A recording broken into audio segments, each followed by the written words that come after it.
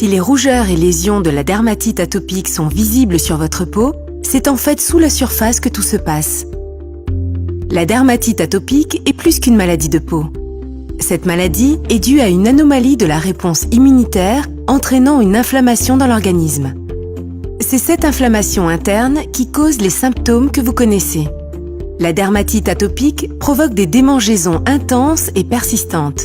Si se gratter offre un soulagement temporaire, au long terme, cela aggrave la dermatite atopique et la démangeaison elle-même. C'est ce qu'on appelle le cycle démangeaison-grattage-lésion. Votre peau est composée de 3 couches. Lorsqu'une peau est saine, l'épiderme, qui est la couche externe de la peau, empêche les substances étrangères comme les bactéries, les virus et les allergènes de pénétrer.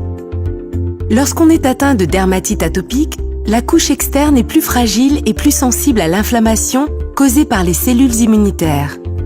Les lésions causées par le grattage contribuent également à la dégradation des cellules de la peau, ce qui permet aux substances étrangères de pénétrer plus facilement. Lorsque ces substances ont franchi la barrière cutanée, les cellules immunitaires signalent à l'organisme qu'il est attaqué. Ces cellules immunitaires migrent vers les ganglions lymphatiques présents dans la deuxième couche de la peau, appelée le derme. Une fois dans les ganglions lymphatiques, elles activent les cellules de défense appelées lymphocytes T auxiliaires. La libération de ces cellules cause les rougeurs et les lésions cutanées typiques de cette maladie. En temps normal, ces substances disparaissent rapidement. Lorsqu'une personne est atteinte de dermatite atopique, les cellules ne se désactivent pas. Ainsi, le processus inflammatoire se poursuit et la peau continue de réagir, même lorsqu'elle paraît normale à l'extérieur.